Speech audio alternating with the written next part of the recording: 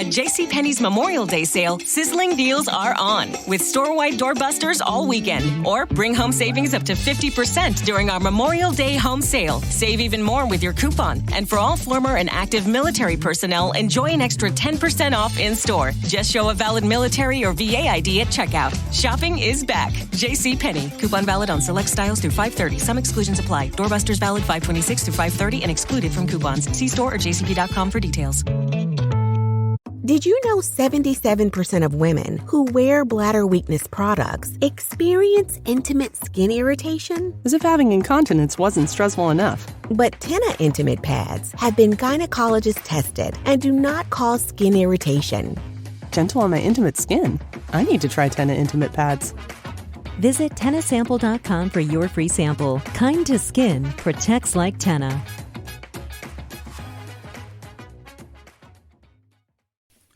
Welcome to the Boneyard with Steve Robertson. As always, I am your good friend and host, Steve Robertson, here on the Hump Day edition of the Yard. Yep, going back to back. I didn't go Monday.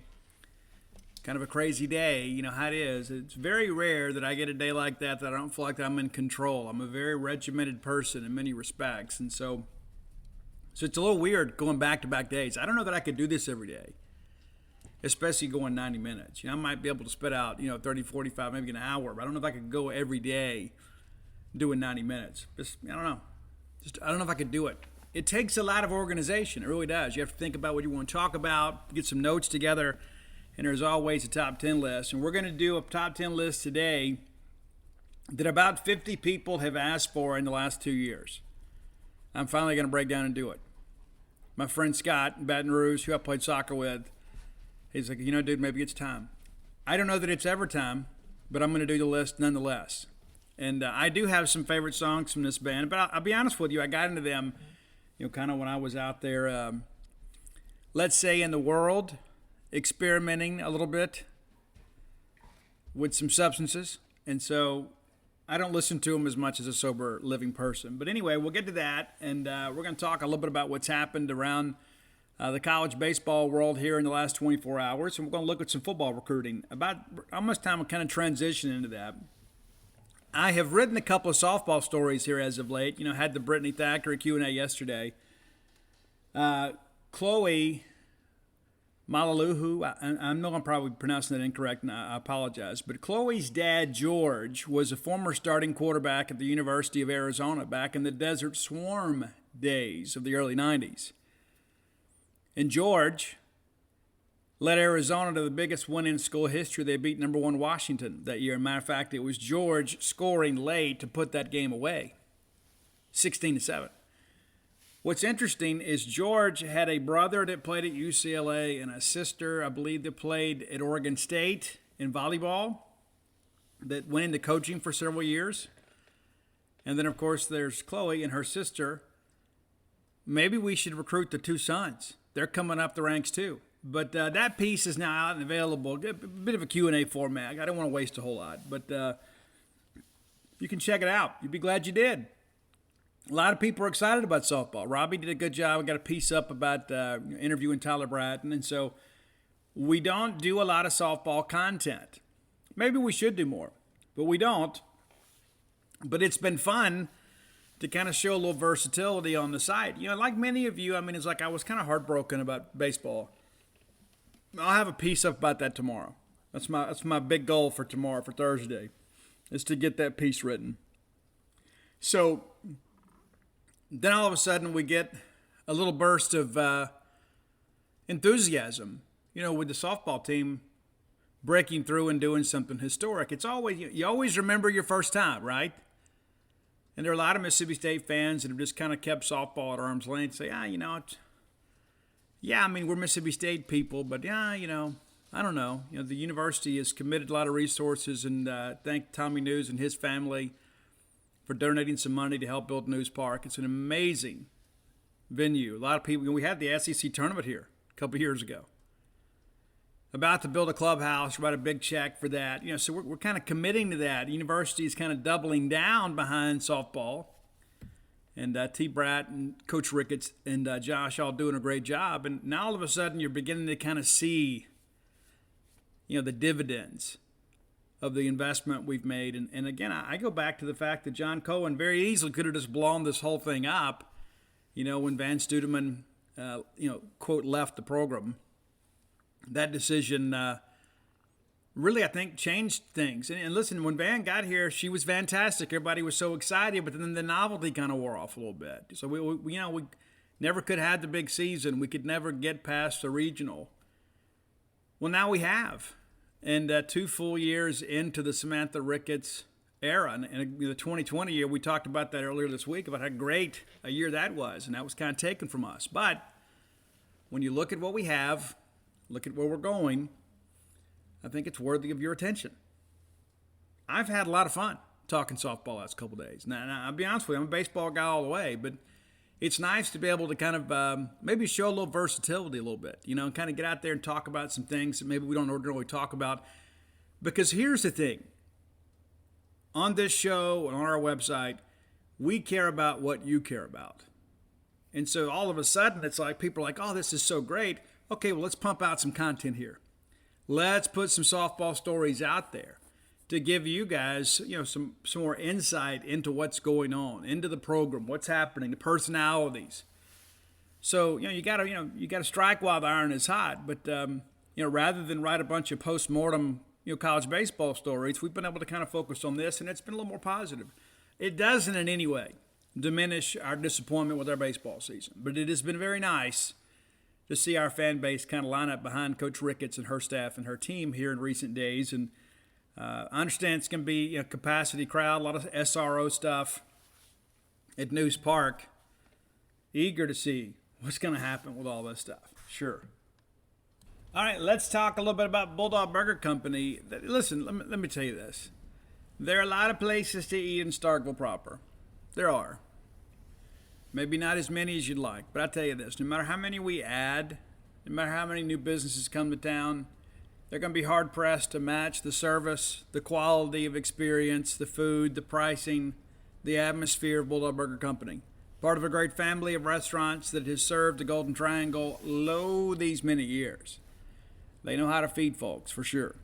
So if you're looking for a great night out with friends or family, look no further than Bulldog Burger Company. 3 great locations to serve you. University Drive here in Star Vegas, Gloucester Street there in Tupelo, and of course the newest one, the newest member of the family, Lake Harbor Drive there in central Mississippi, the Ridge and Flowood area. Be sure and go check them out today. You'll be glad you did. Have the spring rolls as your appetizer. They will make you better looking. It's a fact. Eat them. Go look in the mirror yourself. You'll see. Like, Steve, it's me, but it's not me. So beautify the world with spring rolls. You'll be glad you did. Bulldog Burger Company, the place where people go to meet. MEAT.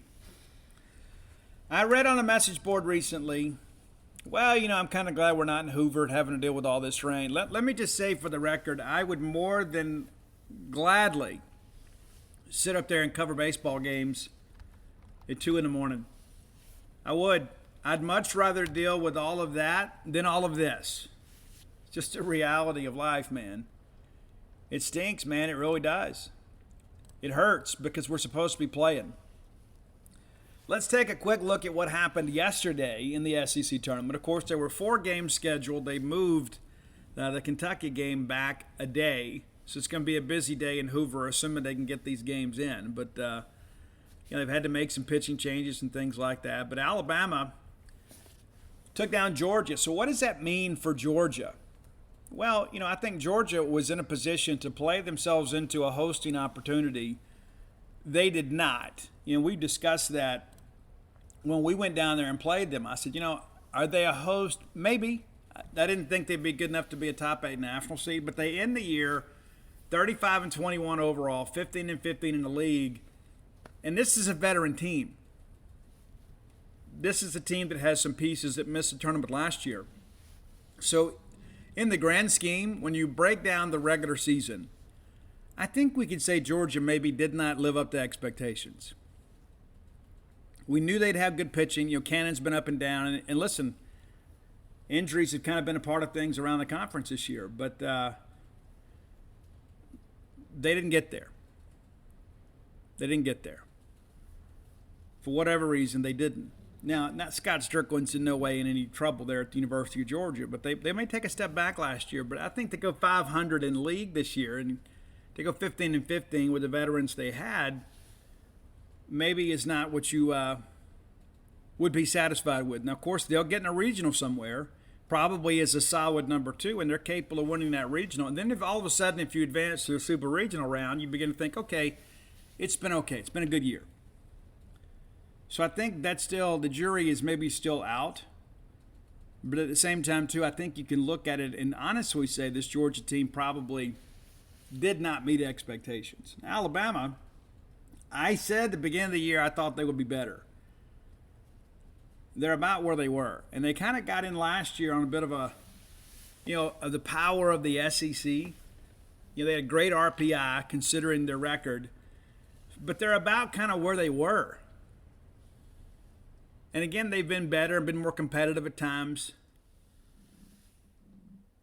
But again, I think you would say you probably had higher hopes. And I like this lineup offensively. I think they've got some real dudes in there. But looking at yesterday's game, Alabama jumped all over Georgia. I mean, absolutely came out of the gate, and they get a 5-0 lead. Wagner got the start there. It only lasted one and a third inning. 4 hits, 5 runs, a couple walks, no Ks. Only faced 10 hitters, and 5 of them touched home. That's a tough way to win a ball game right there. You had the rain delay, of course. Had to make some pitching changes. That worked out well for Alabama. Even though they gave up a run there in the second, it was a 5-1 ball game. And then they come back and they bring in this Hess kid. And they're high on him, but he has not been, a dude they've really counted on this year. And what does he do? He goes out there and absolutely picks Georgia apart. 4 1/3 innings pitched, allows 1 hit, no runs, 1 walk, 10 strikeouts. And he had that slider working. It looks like it's kind of a 2-pitch mix for him. It's fastball and a slider. And then when everybody's kind of grown accustomed to watching that slider break off the plate, he'll spot the fastball up on the black. I thought he pitched really well yesterday. And really the difference in the ballgame. Really, really ate up those middle innings. And before you know it, it seems like Georgia's running out of outs. So there's no score from either team from the 3rd to the 7th, and you get to the 8th inning, Georgia then makes a bit of a game of it. They get to Guffey and put two hits and 2 runs against him, and he has 3 Ks, no walks. Allows a home run there that allows Georgia to really kind of make this thing a possibility. Now, all of a sudden you start thinking, okay, as bad as this game is gone, we've got an opportunity here to make it happen. And it's crazy how it all kind of came to be, too. It's a 2-out rally. The things we struggled with. McAllister strikes out looking after a lengthy at-bat. Then Anderson grounds out to short on a full count. Again, another lengthy at-bat.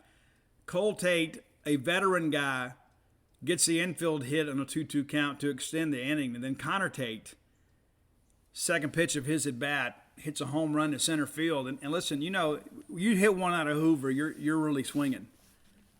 And so it gets to be a tight ball game. You're down to 3 outs, but you begin to think, okay, we get one more chance at this opportunity here to kind of advance our season. Alabama makes it a little interesting in the top half of the 9th. Weren't able to add the insurance run. Ray comes in, closes it out, gets a K swinging, K looking, and then Gonzalez flies out to right field, and then Georgia's time in Hoover is over. But a good ball game, and I look at this Alabama thing. Now they're in double elimination play now, so they're assured 2 more games. Not exactly sure how the pitching matchups work out, but they need to win a game or 2, probably 2. So we'll see how that goes for those guys. But, it took a long time to get the game played. And then we had a great game between Florida and South Carolina. You don't expect to see a ton of pitching duels this early in the week.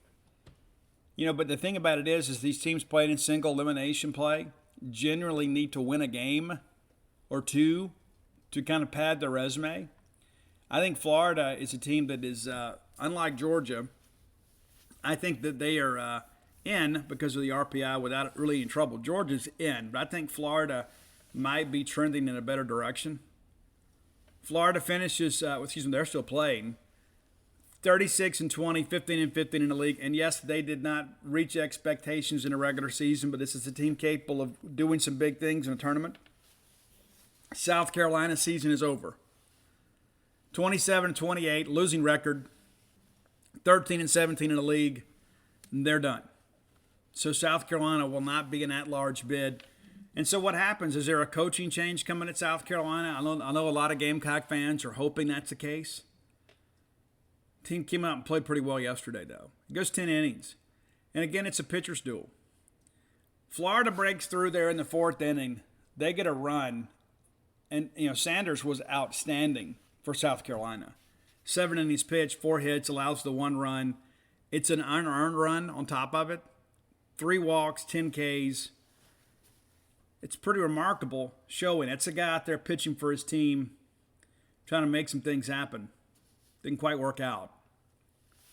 Sproat was the starter for Florida. He goes 8 1/3, 4 hits, the 1 run, 7 Ks and the walk. And that's a guy too. It's kind of been their Saturday starter. These are 2 weekend guys. They're going. And so you get to the 9th inning, and South Carolina. Again, you got to admire their moxie a little bit. South Carolina battles and ties this thing up. And again, you open up the inning with a pop-up to second, and then Wimmer, and it seems like Wimmer is always in the middle of stuff with South Carolina. He singles back up the middle, and then Seidler singles to send runners to the corners. They pinch run for Seidler.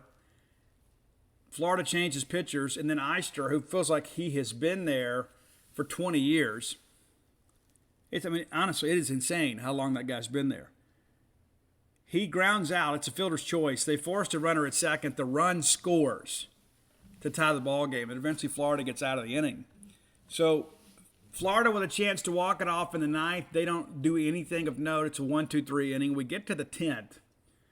Vasquez reaches on a fielding error with 2 down in the innings, and all of a sudden South Carolina has a lead runner on base, and then Stone grounds out to short to end the inning. And then the drama unfolds here in the 10th. Caglione grounds out. Evans then doubles down the line. They pinch hit for Armstrong, bring in Kaleo, and that's a guy, too, that I said recently on the show that if Florida can get him going, that really boosts their NCAA hope. That guy's really talented. He's had a tough year. But he singles back up the middle. Then there's a throwing error, so now you've got runners at second and third, and then Halter lines out to center, and the runner tags, and, man, it's a great throw to the plate. I thought on first glance they got him. Didn't hang on to the baseball. It's 10 innings, and it's a 2-1 win for Florida.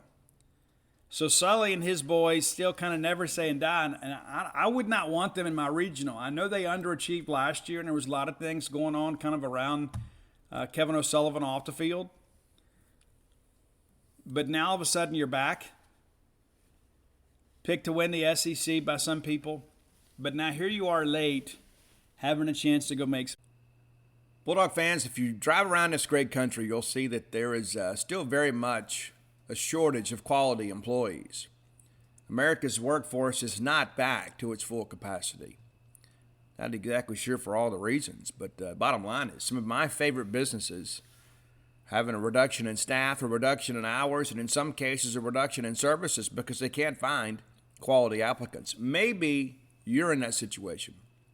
Let me recommend our friends at Indeed. It's INDEED.com. Indeed, a hiring partner that can help you find the applicants that best fit your unique skill set. A lot of people out there having to hire people perhaps that aren't the most qualified or perhaps aren't prepared for that job just to have somebody. Go through this screening process with Indeed by using this Instant Match program. One of the best things about that Instant Match program is you get the people that best qualify for your job. And there's some incentive for that too. Go to Indeed.com/Boneyard, and because you're a Boneyard listener, they're going to give you $75 off. They'll give you a credit right there out of the gate. And you only pay for the applicants and the resumes that you use. Use it today. Get your business back to full staff and capacity at Indeed.com/Boneyard.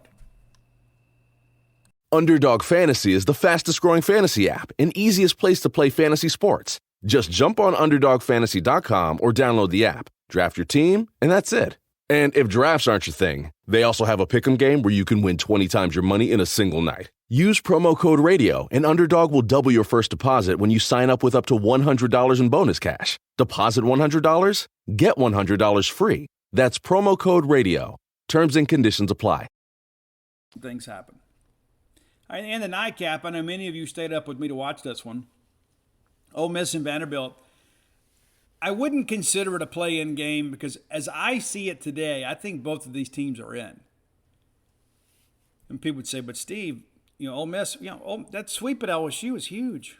I mean, it's like Bianco did what Bianco does. Late in the year, it's like the month of May, Bianco always seems to kind of get his team going.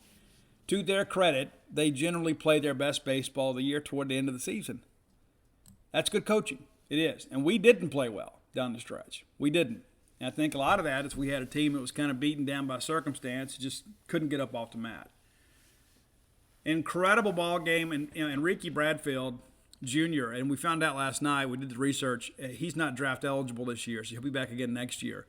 He is the premier center fielder in college baseball. You just called him the scarecrow because anything hit gap to gap is a cornfield because he is so incredibly fast and so skilled with the glove. Anything that stays in the ballpark, he's got a good chance to run it down. It's a can of corn, thus the scarecrow. He makes a big diving catch early in that ball game to really kind of set the tone for Vanderbilt defensively. And if you're a pitcher and you got a guy out there that can tighten gaps the way that he can and make that acrobatic catch, that guy's a game changer, not to mention what he does as a base runner. But a nice tone-setting moment there. Vanderbilt gets up 1-0 in the third. And what's interesting, too, they had so many opportunities in the first.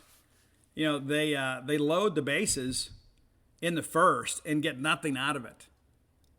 And that's, great teams find a way to get something. They got nothing. Top of third, Ole Miss gets Gonzalez on base. Couldn't get around. A lot of ground balls from the Ole Miss order. And then Vanderbilt scores a run here to make it 1-0, and probably should have been a bigger inning. But, it's Jones doubling down the right field line to extend the inning. Then Dominic Keegan singles back up the middle. Then no one, reaches on a fielder's choice, and they force Keegan at second. So you get a 1-0 lead here. Probably, base hit here, base hit there. That's a game, though. You feel like you get some things going. Ole Miss gets a leadoff single, puts themselves in a pretty good position, gets a runner in scoring position. Kevin Graham. I'm not the fan of Kevin Graham. Many other people are. And I really thought his limitations as a defender cost Ole Miss later in this ballgame. I know he had the big diving catch, and I know people wanted to make a big deal about that. As a former baseball coach, I see it completely differently.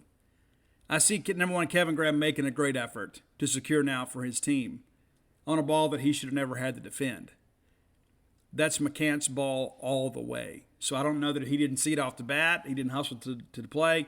Enrique Bradfield makes that play. Jess Davis makes that play. And again, tip of the cap to Kevin Graham, but later in the ball game, he couldn't track a fly ball. Next thing you know, it's a double.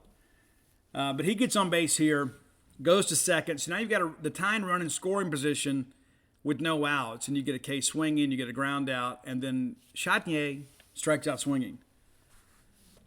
Still just kind of moving along here, and it's a 1-0 ball game, and you start thinking, okay, just any moment now, Ole Miss is going to break through here, and they don't. Bottom of 5, Vandy adds a little insurance here. They squeeze the run across here in the 5th, and it just kind of felt like, Ole Miss was maybe one swing away in this ball game. It never really felt like they were out of it. But who is it? It's Enrique Bradfield singling to left on an 0-2 count. Hewitt then fouled out to third, and you'd like to be able to get the bunt down. They don't. Well, they walk Stephen Jones. Then Keegan walks. Now bases are loaded.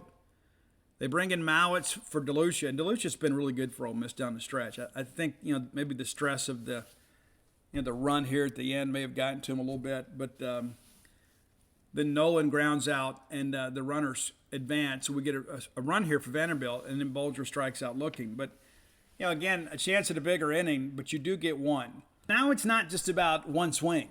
You're going to have to get a couple of base hits. You're going to have a couple of ABs, to give yourself a chance here to tie the ball game. Ole Miss next to nothing here in the 6th, and then next thing you know, Mallett hits the leadoff hitter in the 6th, and then Cameron Young, who has really struggled this year. And I want to speak a little bit about that too. I listen to a lot of people talk college baseball, and I respect everybody's opinion. And I know that a lot of people on the SEC network, they have to speak more glowingly about players because the network in and of itself is designed for the promotion of the league. Guys, Cameron Young was exposed last year down the stretch. That guy had a remarkable freshman year. But by the time we got to Omaha, he had been exposed. There's a hole in his swing. And Will Bednar of Mississippi State absolutely wore him down. And what's he hitting this year? 220? He comes through with a big hit here. And this is, again, it's a guy that's really talented, but baseball is a game of analytics. It's changed a lot. Every at-bat that you have, every opponent's going to get that data. They're going to know what pitch it was, what velo it was, what spin rate it was, how you could hit it, what you took for a strike. And so the analytics are beating Cam Young down. They're absolutely beating him down. He is going to have to reinvent himself. He's going to have to get in there and get in the cage and begin to hit those pitches that he's uncomfortable with now. I thought he would have a better year this year. I knew in some respects that he had been exposed, but when you consider the talent and the resources available at Vanderbilt, you'd like to think they'd be able to kind of get that done. We talk about some of our guys that maybe didn't have the year we'd hoped. Vanderbilt, look at what they'd had. They're basically, middle of the pack. The two teams that played for the national championship last year, both of them really regressed this year. And Vanderbilt didn't really have any injuries to blame it on. But Young comes through here with a double down the line. Now you get runners in scoring position with nobody out. And you think, okay, this is our big inning to separate. And to give Ole Miss a lot of credit here, they didn't yield. Diaz strikes out swinging, and this is another guy, too, that analytics is beating him down. SEC pitching has absolutely destroyed him. Bradfield then hits a bullet back toward the middle, but Mallett gets a glove on it. They force a runner at home that was going on contact. I said they force him. They run him back to the bag, and then Bradfield goes around to second. And then Gonzalez makes an error. Future first-rounder, Jacob Gonzalez, no doubt about it, makes an error and allows the run to score it. It's 3-0. And from there, it seemed like Vanderbilt was just going to cruise. Give Ole Miss a little credit for fighting back there in the 7th and scored a run. And then everybody's like, oh, there's going to be extra innings. I just didn't think Ole Miss was having enough competitive at-bats to really make this thing a real challenge here. In the 7th, Chatinier walks. To be honest with you, I thought they had him struck out. They pinch hit Bid Van Cleve. Of course, he rolls out. He grounds out. Then McCants flies out to center field. And then Bench comes up and takes one the other way, allows the run to score. Then Gonzalez grounds out. That's your scoring. From there, Christian Little came in there and did a nice job for Vanderbilt. And so, you saw some weekend names on the mound for both teams because the game matters. I mean, you're trying to, you need to win this game. And in some respects, I think, if you're Ole Miss, it's probably better to go 0-1 than to go 1-2. So I know Ole Miss people are like, oh, we needed to win this game. I think actually, I think your resume is probably enough. But I think taking 2 more losses is probably not what you wanted, if that makes sense. I'm not saying Ole Miss is definitely in, but I think they're in. I think they need the chalk to hold. I don't think they'll be on the road like on the West Coast somewhere or something. But they're done for now. And now we await kind of what's left. And we're going to talk a little bit more about kind of the SEC and the NCAA tournament later in the show. But looking at today, it looks like we're finally underway. Kentucky and Auburn. That's a first-round game for them. That's a single elimination game. So the loser of that game leaves. And then Alabama and Arkansas. And then Florida and A&M. Those are your games later today. Alabama and Arkansas. What does Arkansas have left to prove? I think Dave Van Horn is probably pretty fired up right now. They didn't win the West. We knew they would take a bit of a step back this year. We knew they would, but not dramatic. And I think they're probably on pace for what we expected. But Dave Van Horn in Arkansas is a very, very proud program. And so I'm sure they used the fact that, hey, A&M wins the West. That should have been ours to win, and we didn't. But I suspect this Arkansas team will be motivated. But what if Alabama beats them? that's interesting, right? That would be awfully interesting. Then Alabama's guaranteed to get at least 2 more games. And then all of a sudden you start thinking, if you're Ole Miss, do you get a little nervous here? If Alabama continues to win? Maybe so. And then, of course, Florida gets A&M. I'm looking forward to seeing that game. To me, that's the game of the day. Looking forward to that. And so we'll see what happens. And, again, I hate the fact that we're not there. I absolutely hate it. It absolutely drives me crazy. I don't know what time Vanderbilt and Tennessee are going to play, but that game's got to be played at some point too. Because, it's like these games are getting later and later because of the rain delays. So we'll see what happens. Maybe they kick that one to tomorrow too. But at some point, somebody's going to have to play 2 games in a day.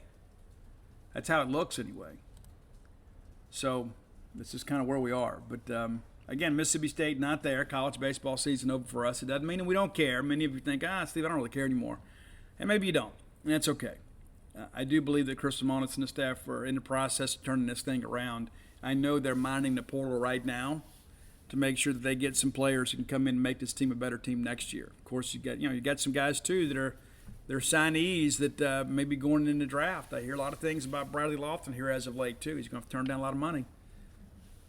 We'll see. We'll see how things go. Let's get into today's top 10 list. Brought to you by my friend Blair Chandler at closewithblair.com. That's CLOSE with Blair, BLAIR.com. Blair is a guy that's been in the mortgage industry for 21, going on 22 years. He knows what it takes to get loans closed. And he can tell you, listen, he's not going to sit here and waste your time or money. He can say, hey, listen, I don't have a workable loan here, but here is what we can do to maybe get you in a position to do something a little bit later. And many of you, of course, maybe you're overextended, living paycheck to paycheck, and you're beginning to think, okay, what can I do to improve the quality of my life? Well, Blair can help you with that too. Consolidate some debt, kind of get it down to one low monthly payment. And the insurance on that is tax deductible. The insurance on your credit cards is not. So deal with a mortgage professional. Top 1% close ratio in the country, 2 years running. How about that? A guy that knows the ropes and a guy that knows how to get your loan closed. Works at Fairway Mortgage, recently voted number 1 in customer satisfaction when it comes to mortgage lending. Give Blair a text or call today at 601-500-2344, 601-500-2344. He is licensed to practice in multiple states. He can get you taken care of. And if you mention to him you heard about him on the Boneyard, he's going to pay for your appraisal, and that's a $500 value. How about that? Nice little incentive for our Boneyard listeners to kind of keep it in the fam. Closewithblair.com. Again, CLOSE with Blair.com. Don't forget to tell him you heard about him on the Boneyard. All right, so I have been reluctant to do this list for 2 years now. And kind of here we are. I guess it's been over 2 years. It's hard to even imagine we've been doing the top 10 list this long. And this is a classic band. I hate to call them a rock band, because they're a progressive band, but they're not like they don't have the edge that maybe some of the bands that I listen to do. But we're doing Pink Floyd today. And some of you are cheering and some of you are saying, oh, really? Yeah, no. Pink Floyd is one of those bands that, it's everybody nobody's really, I guess you would say, non-committal about Pink Floyd. Either people really like them or they really don't. It's funny how that is. Progressive rock kind of brings it out of people too. It's like, oh, I know this song, but I hate this, But Pink Floyd, a London-based band in the mid-'60s, right in the, in the heart of all the psychedelia stuff. And a lot of stuff was really happening in America. But to give Pink Floyd a lot of credit, the things they did on records was just kind of remarkable, because they had all this background sounds and stuff, and it's kind of, in many ways, like I love the Operation Mindcrime album from Queensryche, and in some respects a lot of the elements from that, where you're telling a story, there's this concept album and there's like this background stuff that kind of in between the tracks that kind of brings you to the next scene. It's very in many respects dramatic. And so when you put these albums on, it wasn't just like a single serving album. You listened to everything in its entirety because you were afraid you might miss something, if that makes sense. And so, Roger Waters, of course, was, bass guitarist and one of the primary songwriters. Richard Wright was as well. Dave Gilmour was a guy that joined the band a little bit later. Dave Gilmour, of course, kind of, led the reunion of late, in my generation, I guess, in many respects. Roger Waters has kind of stayed away from all of that. And it's unfortunate. I mean, even in the reunions, Roger Waters hasn't been a part of that. And Pink Floyd recently released a song called Hey, Hey, Rise Up, a protest song about the Russian and Ukrainian war. So just when you thought you'd heard the last of Pink Floyd, there's a new single out there. Maybe go check it out. They had, I guess in 2014, they had kind of a one-off type deal where they released some unreleased stuff from the Division Bell album. So we're talking 20 years later. It's just like there's some stuff that was just kind of out there. And rather than just let it all kind of die, they decided to release it. And so that's out there if you're unfamiliar. So here are the top 10 Pink Floyd songs in my estimation. You may disagree, and that is perfectly okay. I can assure you many of you love them more than I do. And I won't mention, I had a friend that got me into Pink Floyd back in the day, when I was experimenting, shall we say, and been to the planetarium show and all that kind of stuff. And, there's just a lot to all of that. The Wall is a classic to people of that persuasion. Let's just say that. It's just really weird, like seeing those hammers walk in, the shaving scene and all that stuff. Anyway, if you've not watched The Wall, you should. All right, but here we go. Number 10, one of the last great songs from Pink Floyd is On the Turning Away. And I think it's kind of apropos. That's kind of how it ends. Like their last big single is On the Turning Away. Number 9, and this is a song that comes in parts. It's Shine On You Crazy Diamond. I know some of you would like that one a little more than I do. Maybe it'd be in your top 5. It's not for me. Number 8 is Time.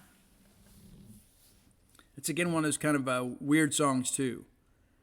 There's just a lot going on in the background of these songs. Number 7, is there anybody out there? That's a question we've all wondered at some time, right? Does anybody care? Is there anything going on? Does anybody feel like I do? To pardon the pun of Peter Frampton. It's incredible, though. Number 6, Learning to Fly, and that's off the Momentary Lapse of Reason album. I think that came out in 87, 88. And it basically allowed a lot of fans of my generation to kind of have their own connection to Pink Floyd. We'd all heard a handful of songs on rock radio. But now all of a sudden we had a Pink Floyd album of our generation. And it allowed a lot of, parents and kids to kind of reconnect over music, which is a cool thing. Number 5 is Money. And again, this is one of those songs, too, where there's all this stuff going on in the background. And there were times like that's all I would listen to. Like I didn't hear the lyrics. I would just kind of listen to the background noise. Number 4, Hey You. That's when it gets played an awful lot. That's the thing, too, with that Wall album, too. It's like there's so much on that it kind of all morphs together after a while. You know what I mean? It's like you have all these medleys and that sort of stuff, and there's just so much that goes on with them. I mean, Dark Side of the Moon, I've had people in my lifetime tell me it's the greatest album of their life. And it's not even really about astronomy or, connection with another dimension or anything. It's really more about like depression. It's really more about, the Dark Side of the Moon is kind of pushing through all your own stuff. And that's like they have that prism on the cover of the album. It's like once you get through that, there's all this colorful stuff, is this unity and things like that. And it kind of goes to that whole concept is that everything that you want is on the other side of fear. It's like if you're willing to push through all that, you can find it, and you're not so alone. And the art of that album is rather interesting.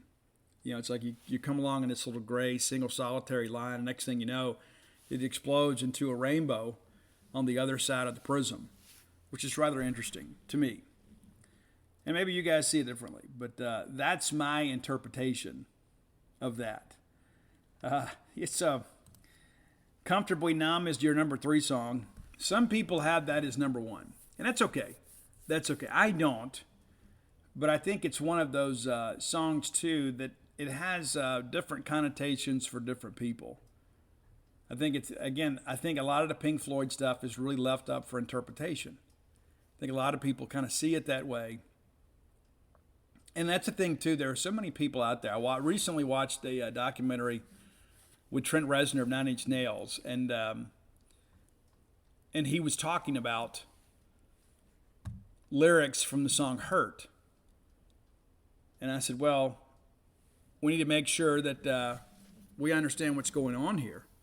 And Trent says, I don't like to talk about lyrics because I've had artists in the past that have kind of ruined songs for me, because they tell you what it really means or what it means to them, and it may not coincide with your interpretation of the song. And that's why I think sometimes it's best just to leave all that stuff alone. What's this really about? What do you think it's about? What does it tell you? That's the beauty in art. And I think that's kind of how Comfortably Numb is. To me, Comfortably Numb is about, being intoxicated, or about having some type of, some substance of sorts that is allowing you to relax. I'm comfortably numb, which means that I'm happy and I'm free and I am unmoved by the chaos around me. That's my interpretation of it. You may see it differently, but that's how I see it. Number 2, it's Wish You Were Here. And I love that opening guitar part. I really do. It may be, again, completely different for you.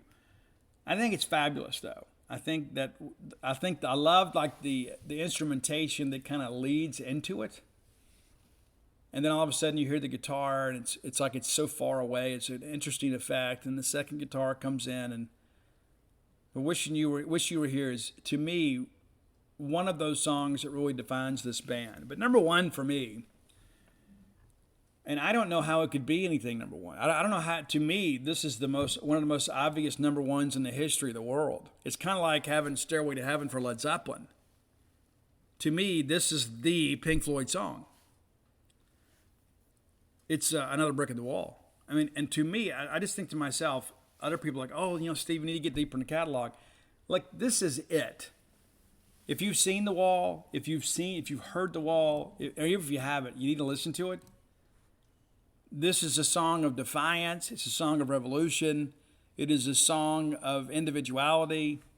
If you look at the lyrics behind it, it's like, and I remember being a kid, man, when you hear, hey, teachers, leave those kids alone. It's like, we don't need your education. We don't need all these things. Now, all that stuff is not true, but it was basically a song of rebellion. And it is phenomenal, and everybody knows it. It's one of those songs, like, whether you know much of the catalog, you know this song. To me, again, it is an obvious number 1. And I think one of those things, too, you look at and you go back and watch some of that stuff from The Wall, and it'll get next to you a little bit, for sure. It will get next to you for a little bit. Again, a lot of images and all that. And then what Pink Floyd's known, too, is like, it's not just the music.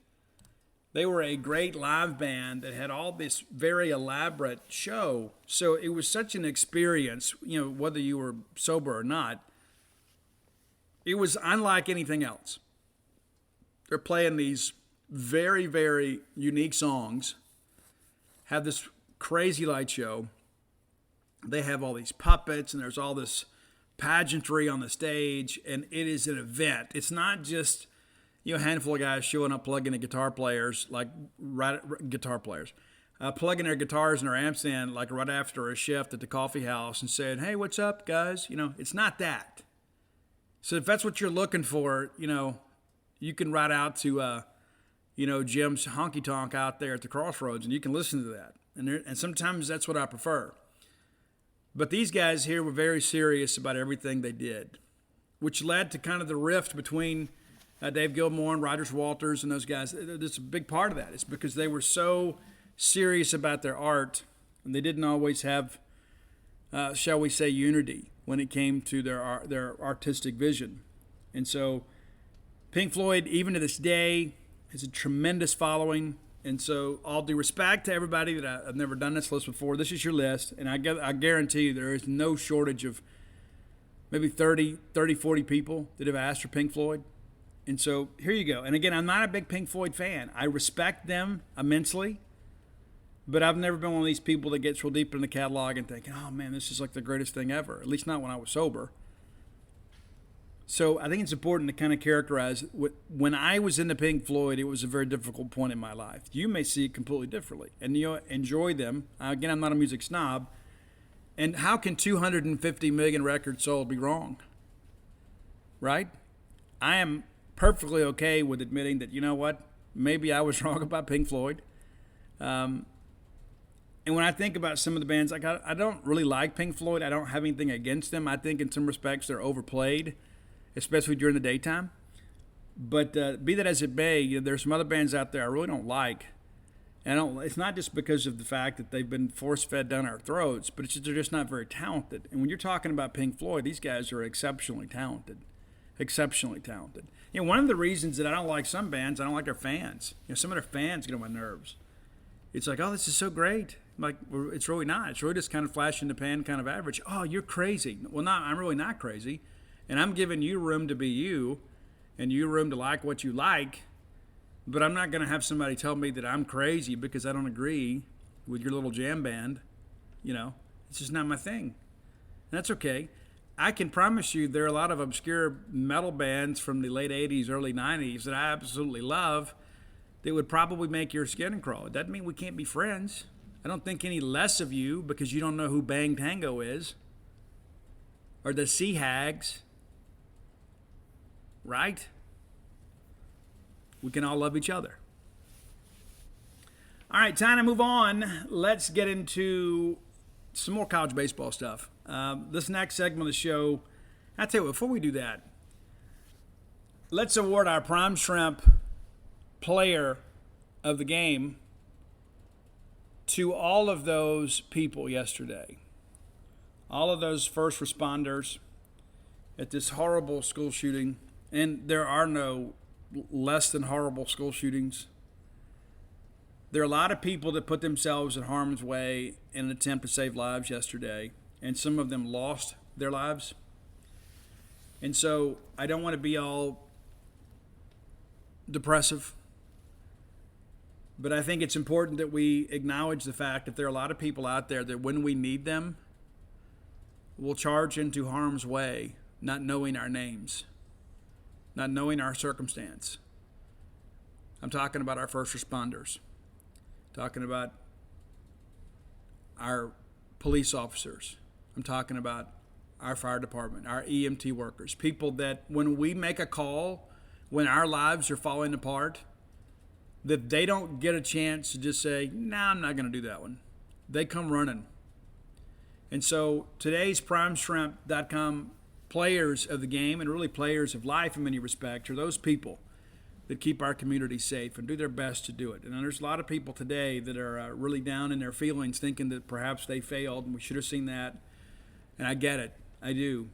I don't want to spend a lot of time talking about this, but a tribute to our first responders, that every time that we hit the button and say, you know what, I need help, they say, you know what, help is on the way. Again, brought to you by PrimeShrimp.com. If you're looking for quality shrimp, look no further than PrimeShrimp.com, a New Orleans-based shrimp company bringing you delicious and easy-to-cook shrimp that gets delivered directly to your door. How about that? They've been peeling shrimp in New Orleans since the 1940s. Proud to debut new products all the time. There's the Simply Seasoned, of course. I love that French Quarter Alfredo. And maybe the Louisiana shrimp bowl is the way to go. My palate's a little different than yours because I live so long in Louisiana. Like what you consider spicy, I consider mild. And so I like it. I like it hot. And I can put some Tabasco on this stuff, and it's like all of a sudden I'm right back in Acadiana enjoying life. I enjoy life here, but it's nice to have some great shrimp. And it's less cleanup, no major prep. Basically, you can have restaurant quality shrimp on your plate in 10 minutes. How cool is that? These cool little pouches show up. They can sit outside all day. They're so well packaged and cooled. You'll be glad you got them. Again, it's PrimeShrimp.com. And use promo code Boneyard to save a few bucks on your order. Again, that's PrimeShrimp.com, promo code Boneyard. All right, let's move forward. A lot of people are talking about, what's the SEC look like? And I'm a college baseball fan, guys. And even though sometimes I feel like a big baby, like if we're not playing, I'm thinking, I don't know if I want to do this. And, I don't know. I don't care. But let's look at some projections here. And I'm D1 Baseball. These are my guys. I love Teddy Cahill and Joe and those guys at Baseball America, but I'm a little more partial to D1 Baseball. I do think Teddy does a good job of kind of getting these mid-major stuff right. Teddy was the only one last year that agreed with me that State deserved a top 8 over Notre Dame. I think he was. I think everybody else in the industry had us as a 9 headed to Stanford, which is not going to happen. The people that said that don't understand the rules of how the NCAA selection committee seeds a tournament. All right, this segment of the show brought to you by Campus Bookmart. You know your friends there, the lovely, talented Susie, Miss Pam Minyard, Kathy Brown, arguably the best buyer in the Mississippi State merch business. Be sure and go check them out when you're in town. Very easy to find, just right off campus there. You make that turn off of 182 by the State Trooper section and just keep pressing on the campus, and then your friends are at Campus Bookmart there on the left. If you can't make it to town, let me encourage you to visit them on the World Wide Web, courtesy of Al Gore's Internet, at campusbookmart.net. And by being a loyal Boneyard listener, we'll give you a phrase that pays, and that is BSR, which stands for Beautiful Steve Robertson. And that'll get you free shipping on all orders over $50. Any order less than $50, absolutely incomplete. How about that? How about them apples? Saving money just by listening to the show. All right. So here is how it looks right now, and we're just going to go with the SEC team. So as it stands today, I guess this is a couple days ago, before the tournament started. They have, of course, Tennessee's number one seed in the tournament. They have them paired up with the Georgia Southern Regional. Yes, projected Georgia Southern at 16. In that regional is Georgia as a 2 seed. Now, I don't know if that works because Georgia and Georgia Tech played midseason. I don't know if you want to have that many teams.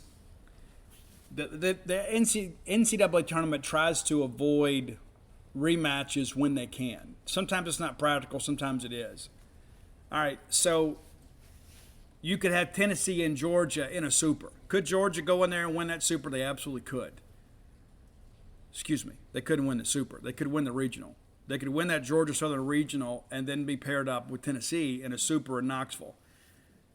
All right, the next tier, we don't have anybody in the Blacksburg Regional, but they project Arkansas as a number 2 in Stillwater. Now, this could be a loaded regional. You want to watch the good college baseball? This could be a great weekend if it holds. Oklahoma State is the lead seed. Arkansas is a 2. Louisiana Tech is a 3. And how about Lane Burroughs getting those guys back in the tournament? And then Davidson's a 4. Arkansas and Louisiana Tech, you remember last year, Louisiana Tech should have taken 2 out of 3 from Arkansas there at their new venue. Could be interesting. All right, so tier number 3 here, or row 3, you have Ole Miss as a 3 out at Stanford. Now, I have some friends of mine, when I suggested that Ole Miss would be a 3 seed, they don't deserve that, they should be a 4 seed. 4 seeds are reserved for basically these automatic qualifiers, from these G5 schools. So, kind of like Campbell was for us last year. Sometimes you get a really good team. It's got some veterans. It's got some pitching. But for a Power 5 team to be on the 3 line, it means they're one of the last teams in. And again, I think Ole Miss is in, provided there's not a lot of upsets. But I think going out and seeing Stanford, that would be rough. And you got UC Santa Barbara as a 2. I could see Ole Miss going out there and losing game 1 and then having a fight out of the loser's bracket. Don't think they've got the pitching to do so. I really like this Stanford team. Said at the beginning of the year, I thought they would win the Pac-12. Oregon State did. Maybe Stanford did. I think about it in hindsight. But they still got the tournament to go. But Stanford and Oregon State, both very, very good.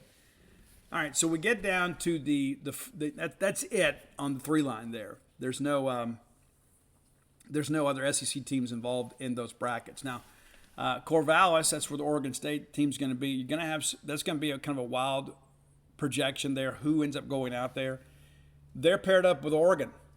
in a super regional. You know, we always complain about that too, about how the SEC gets screwed every year. We shouldn't be paired up with other SEC teams.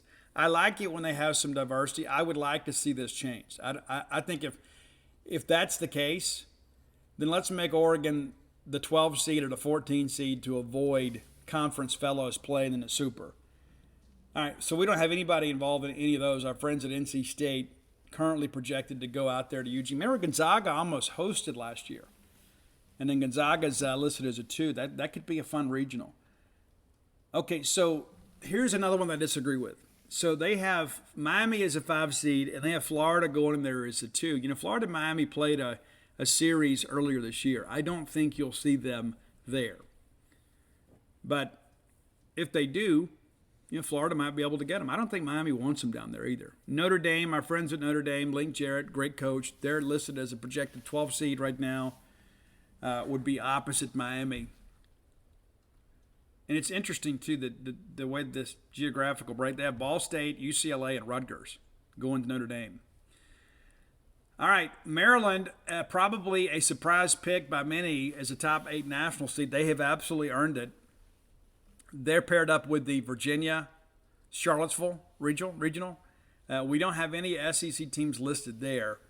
And then you've got Louisville at a 7. You know, Louisville didn't make the tournament last year, and a lot of people were kind of like, oh, but they didn't earn it. So the current projections have Vanderbilt going to Louisville as a 2 seed, and then that regional is paired up against Auburn. So you could have Auburn and Vanderbilt. I don't think Vandy can beat Louisville in their ballpark. I don't think so. I think it'd be interesting.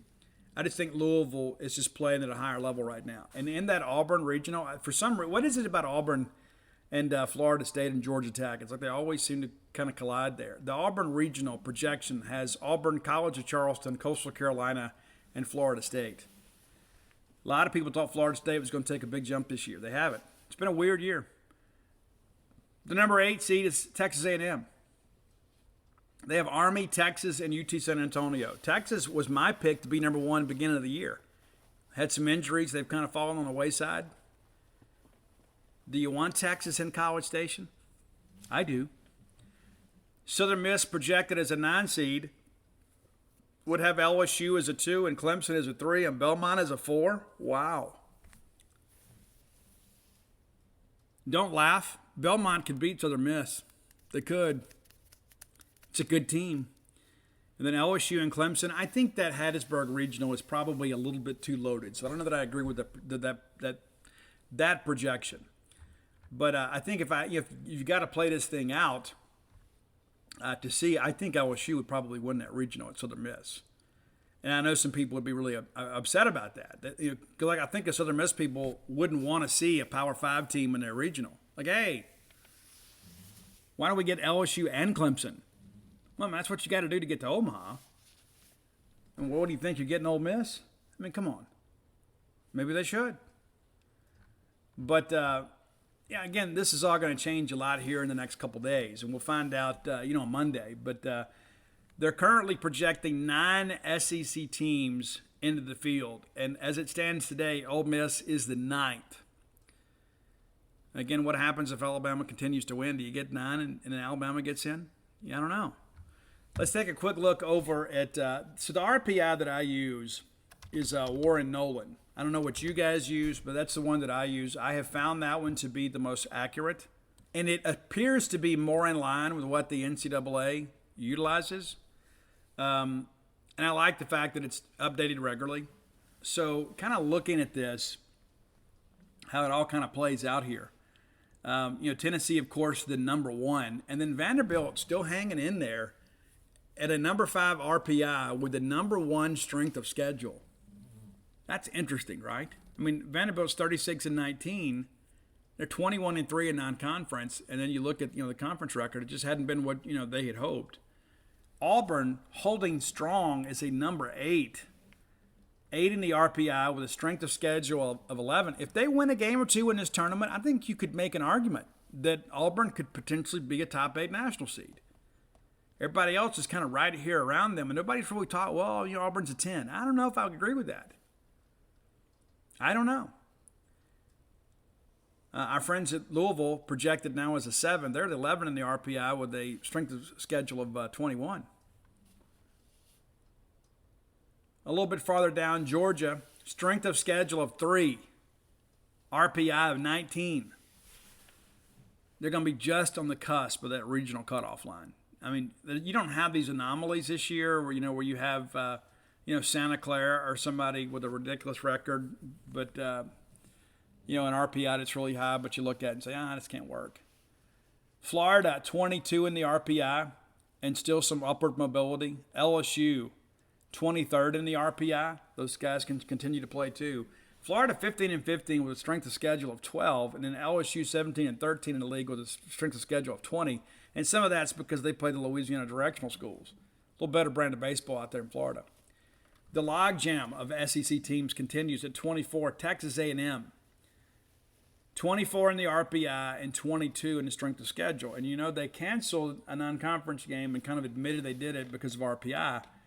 It's going to be interesting to see how that factors in. A&M probably, I think you could make a case that A&M should host, and you could make a case that they shouldn't host. But they won the SEC West with a 19-11 record. I would have them hosting. I would. But it's like when you begin to look at all the metrics here, you got Florida and LSU ahead of them. Is anybody stumping for LSU to host? I'm not. It's 17-13 in the league. You could make a case. But A&M behind them, but A&M beats them head-to-head, so I think you obviously give the tip of the cap between those two to A&M. Getting down, Arkansas, 32 in the RPI and 50 in strength of schedule. Those guys shouldn't host. Let's just be honest about it. 18-12, finished second in the West, but I don't know with an RPI of 50. A strength of schedule of 50 and RPI of 32. Ole Miss loses last night. Their RPI is down to 40. They're propped up a little bit by a strength of schedule of 15. But your RPI now is 40. And you would feel like with 14 SEC wins and an RPI sub 50 that Ole Miss should be in. And again, you don't know what's going to happen behind them. You start looking at this thing with Alabama. Alabama is RPI of 43. 30-25 with a strength of schedule of 7. And they beat Ole Miss head-to-head. And so if we're going to use that same qualifier for A&M and LSU, if I'm Alabama, I could make the same comment. Now, the difference is that Ole Miss has won, a couple more games in the league. And so that'll be awfully interesting as it begins to break down, because what's really the difference between RPI 43 and 40, not to mention Ole Miss goes 0-1 in the tournament. Let's say Alabama wins a couple games here. Well, I think they win another game or two, they're going to pass Ole Miss in the RPI. And then all of a sudden it gets awfully interesting if you're Mike Bianco at Ole Miss. Could Alabama be a bid stealer? They could be. Awfully interesting. And then our friends at Kennesaw State, Josh Hatcher and those guys, RPI 52, strength of schedule 29, 19-11 in the A-Sun. Kentucky's way down there at 54 with a strength of schedule of 19. I don't think Nick and those guys make it unless they win the tournament or maybe get to Sunday. I don't know how much Sunday matters anymore. It's just my honest opinion. But when you begin to break it down, you begin to kind of realize, too, Ole Miss lost 4 spots in the RPI last night, and then they cannot do anything to improve their resume. There are some teams directly behind them that can. So does the SEC get 8? Does the SEC get 9? If they get 9, I think you've got a good case that Ole Miss deserves that 9th spot. But if Alabama continues to win, you could make that case too. So I don't think the Ole Miss fans can sleep comfortably saying, hey, we're in. I think they're in, but there's still so much baseball left to be played. I could see a scenario where they're not in, and there is no NIT in baseball. And how incredible would that be? Like if Ole Miss didn't make the tournament. We didn't make it. That's, it's awful for us. But we're not looking to fire a coach. But if you're Mike Bianco and you feel like, hey, Mississippi State wins a national championship, I've got everybody convinced to come back. And that's a big motivator, right? You see State win it. Well, we've got a team capable of winning it too. So let's get everybody back. And then they do, and then you don't. And then here you are sweating out the NCAA selection committee. How cool is that, right? So that's something to think about as we kind of move forward too. So that's kind of how I see this SEC thing playing out. I think we can all agree there's going to be plenty of SEC influence in the tournament. It's just not going to be us. And that stinks. I'll say it again, it absolutely stinks. All right, final segment of the show brought to you by Portico. You guys know Portico. Brooks Bryan, our friend, wore the M over S, still wears the M over S, just doesn't play anymore. He exhausted his eligibility. Brooks is part of a great group of developers that are bringing this wonderful residential development to Starkville, Portico. Phase 1 is completely sold out, and a couple of houses in Phase 2 are as well. We've got about 8 that are available for purchase now. There's still some room, too, for some custom home design. So if you're inclined to do that, you want to pick out your lot, pick out your house plan, say, hey, Brooks, we don't like this. Hey, Kerry, we do like this. You can get that done. And it's great, too. I mean, how many times have you said, I want to be closer to Starkville? Well, you could be in Starkville. How about that? 1.1 miles away from the Mississippi State campus. That way you can go to all the baseball games, all the basketball games, go to all of the events, go to all the softball games, whatever you want to do. And then all your friends can come and stay with you. Your children can all come stay with you. You can get the two-bedroom, maybe you're looking to downsize. It's like, you know what, hey, the kids are out of the house. We just like to have a place with a guest room so people can kind of come and go. That's the way to go. Or maybe you're thinking, you know what, ball game weekends for us are basically a fiesta, and so we want to be able to have plenty of places we can take a siesta, so you can have that 4-bedroom, 4-bath home, and really anything in between. I like having extra bedrooms too. We've got an office, and I've got a kind of place to keep storage. As these kids graduate out, it allows me to have more storage space. That's not to say at one point I won't want to downsize, but nevertheless, I'd love for you to come be our neighbor. Move to Starkville. It's very easy to find. You turn off of 82 on a 12. The very first turn to the right there is Pat Station Road. That'll take you right to Portico. You'll see how close you are. You're on the quiet side of campus, too. Be sure and check it out today. You'll be glad you did. Make Portico your next move. But let me give you Brooks's number. Phone number 601-416-8075. Again, 601-416-8075. And again, if you're looking to move here and your real estate agent hasn't mentioned Portico, maybe you should ask him why. Let them know you want to get information, because Portico, that's a smart move. Okay, let's talk a little football recruiting. I have, in my recent days of sadness, I have done some research and looked into a lot of players within the state. We've talked a little bit about kind of the group here. What I am seeing is that the camp sessions are going to be very, very important this year. Now, they're always important for guys that are maybe like on the fringe, you know what I mean? Like guys like from small towns. I think that is something you have to kind of consider. Last year there were still a lot of kids that didn't want to get out, or they couldn't get out. And, one of the guys that has kind of hit the radar here as of late for me, kind of as a small town hero, is Tyreek Snow from Newton. Now, he plays quarterback. Not going to be a quarterback. I've had some people compare him to Jonathan Banks, that he's just kind of the best athlete on the team and kind of fills a need wherever you need it. State hadn't offered, and he's just kind of getting going. But he, again, is a guy that's an athlete playing quarterback and kind of figuring this thing out as we go. That's a name to remember kind of moving forward. Talked about him last night a little bit on Gene's page. But I say that, guys like he and Javion Butler from Scott Central, Kelly Jones from Clarksdale, there are a lot of really good-looking players that don't have a lot of early options yet in the state of Mississippi. So what we have to determine now, is this an academic issue? Do some of these guys have a handful of smaller offers, but yet they have Power 5 tape? They just don't have that option yet. And I think a lot of people, too, I think in many respects, NIL has kind of slowed some people down. I think there are a lot of schools out there that are kind of reluctant to take early commitments, because now all you're doing is kind of shining a light on these guys, and all of a sudden, we'll give you this, we'll give you that. It's a mess we're dealing with. It really is. And it's not within the spirit of the rule. It's not what we expected. I know some people are like, this is what I thought was going to happen. Well, okay, bully for you. But this is not within the spirit of the rule. And so that's some things that will be changed. And unlike what Lane Kiffin said, this is not a sustainable model. It's not. And what I mean by that is because here's what's going to happen, is there's going to be more malfeasance than ever before, because people are going to feel emboldened. They're like, hey, all I've got to do is give this money to this collective, and then they can do what they want to with it. I'm free and clear, right? There's no penalty on me. Like if I run a business, in the past, if it was found out that, hey, the Joe Blow car dealership gave this kid money, Well, then all of a sudden the rival school's fans wouldn't shop when you eat. Well, now all of a sudden that barrier has been removed because there is this now third-party separation. Oh, so I can give money to this company, this collective, and I'm free and clear. Nobody's ever done the wiser. No, I mean, hey, I'm making a contribution. I'm doing what I've always wanted to do, but now I no longer have any consequences for it. I'm just giving this money to these people because I love my school. What they do with it is not my concern. And so now I think instead of having less people, you've got more people. But here's the deal, is how many times are we going to run through this thing where in the end the NIL is deciding factor late in a decision? Let's say, for an example, let's say rival schools. Let's say like a State and Ole Miss thing. Let's say there's a kid that's been committed to State all along, and maybe Ole Miss doesn't even want him.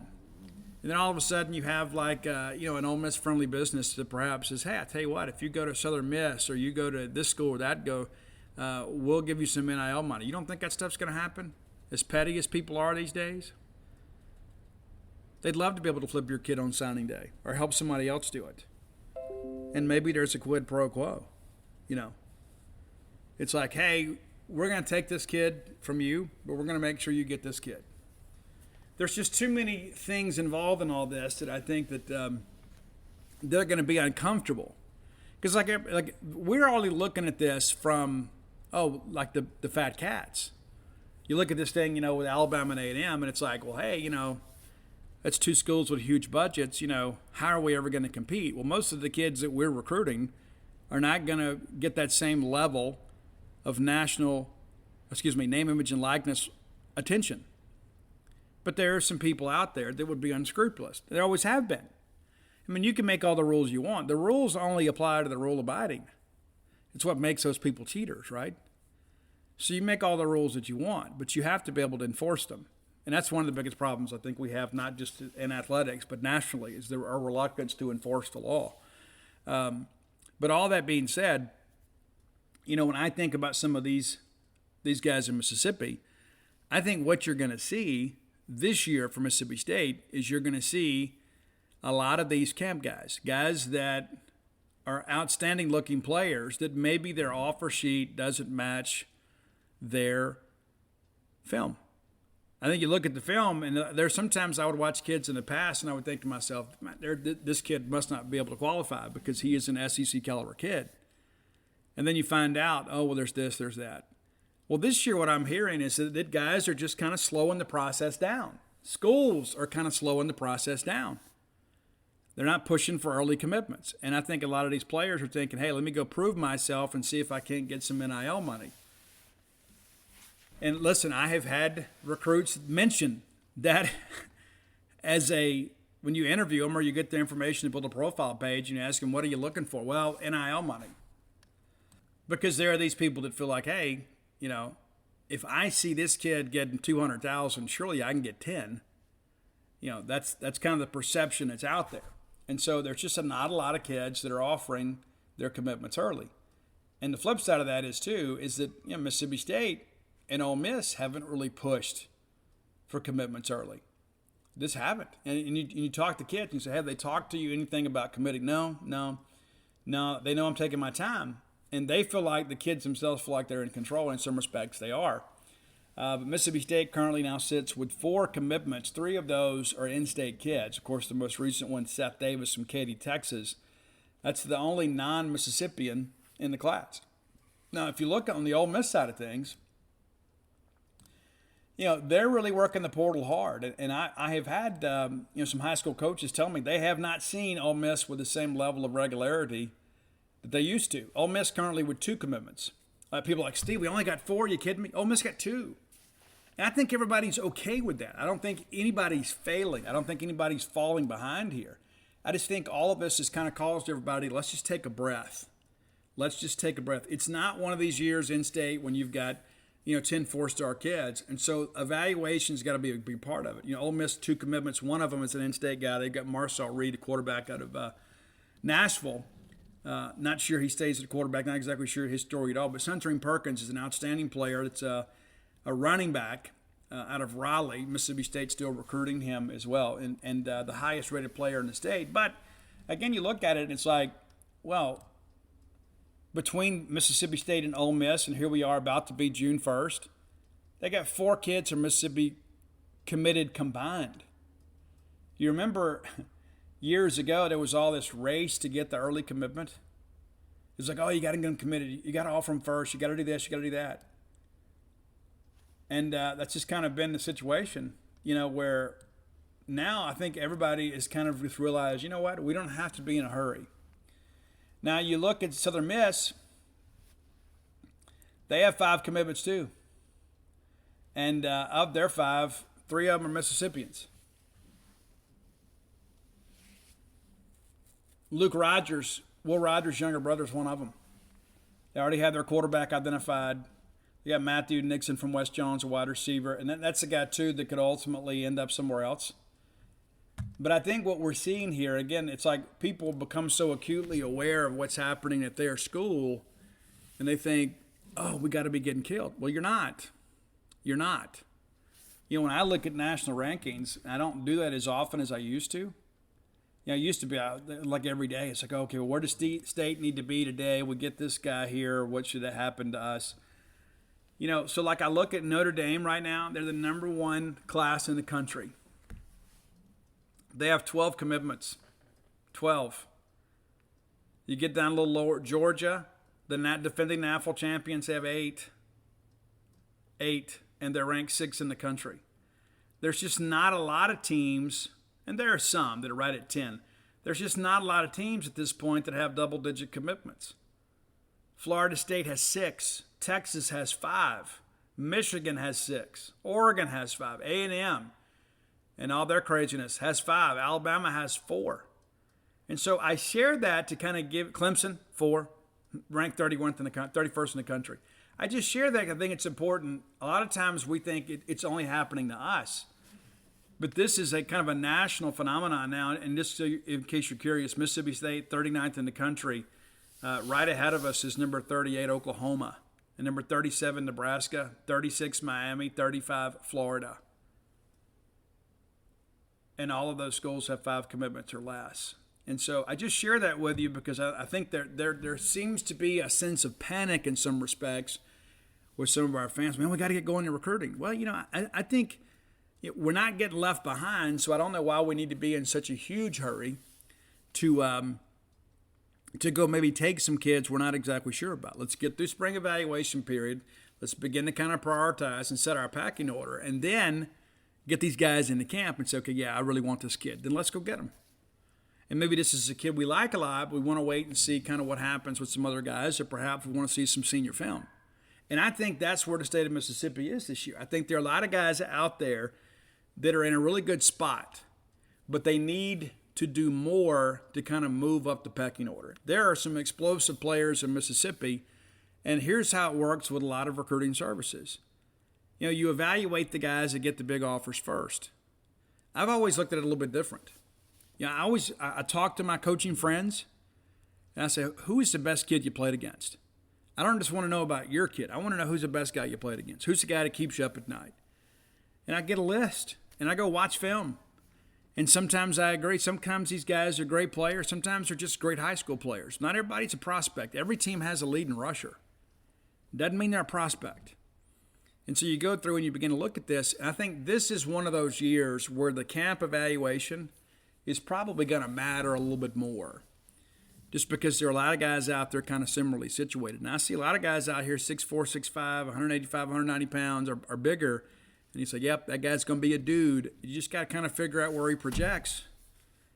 There are a handful of kids right now in the state of Mississippi that Mississippi State is recruiting that I know would commit to Mississippi State. Like if Tony Hughes called them today and said, hey, listen, let's get this thing done today, they would do it. They would. You say, well, Steve, what are they waiting on? They're waiting on Mississippi State. They're waiting on State to kind of make a move. Well, Steve, what are we waiting for? Well, we want to be sure. We want to be sure. So you get these guys in camp, you work them out, you have a chance to see what they can do and how they fit, and then you begin to move forward with a relationship. And then hopefully in the end, you don't have somebody coming up here with some NIL money and buy a kid out from under you. And say, well, Steve, we got to fight fire with fire. Well, we got a collective now too. The difference is, now the way the Mississippi law has changed. We used to be at a severe disadvantage. Now it's like basically by the time a guy commits, you can get involved with him. How cool is that? I don't know if I like that. I used to like the whole thing about a signee, but now, the Mississippi state law has swung in a different direction where, it gives us a chance and some advantages that perhaps other states don't have. And again, I think we should all have a level playing field. But if the state of Mississippi is going to allow us to offer name, image, and likeness compensation to a guy once he commits, we'd be a fool not to utilize it. I mean, Vanderbilt's not apologizing for using need-based aid in baseball. So, listen, I'm going to get out of here today. I want to thank you guys, as always, for your support. You can go to dogpilethebook.com, and Father's Day is coming up. You need to get some books. I know baseball season didn't go well, so let's look back at 2021 in fond remembrance. And you can enjoy that. I've had some people told me they have drowned their sorrows in rereading Dogpile. It's made them feel better. And we're going to have those moments again, too. So go to Dogpile the book, and you can get signed and personalized copies of Flim Flam, Alpha Dog, Stark Villains, and Dogpile. You can find Bloomsville and, of course, at Amazon.com, BooksAMillion.com, BarnesandNoble.com, and great bookstores everywhere. And if you're looking for Stark Villains gear, and you should be, go to StarkVillains.com. A little bit shorter show today. I got some things I got to do, and then we will kind of recap what is going on in the SEC come Friday. And then by that time, too, we're going to be getting ready for a softball game. How about that? That'd be exciting. We might actually do the show after the softball game is complete. Probably what we'll do. But until then, let's all live our lives in a way we make more friends than enemies, and people can see a difference in the way we live.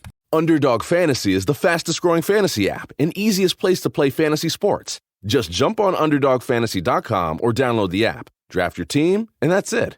And if drafts aren't your thing, they also have a pick'em game where you can win 20 times your money in a single night. Use promo code RADIO, and Underdog will double your first deposit when you sign up with up to $100 in bonus cash. Deposit $100, get $100 free. That's promo code RADIO.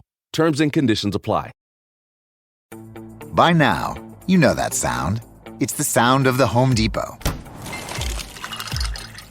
But what about those sounds? Those are the sounds of a brand new ice maker dropping cubes into a fresh glass of water, making this the sound of savings on top brand appliances. The Home Depot. How doers get more done. Save up to 30% off select appliances. Valid May 19th through June 8th. Gas range extra. While supplies last. See store for details.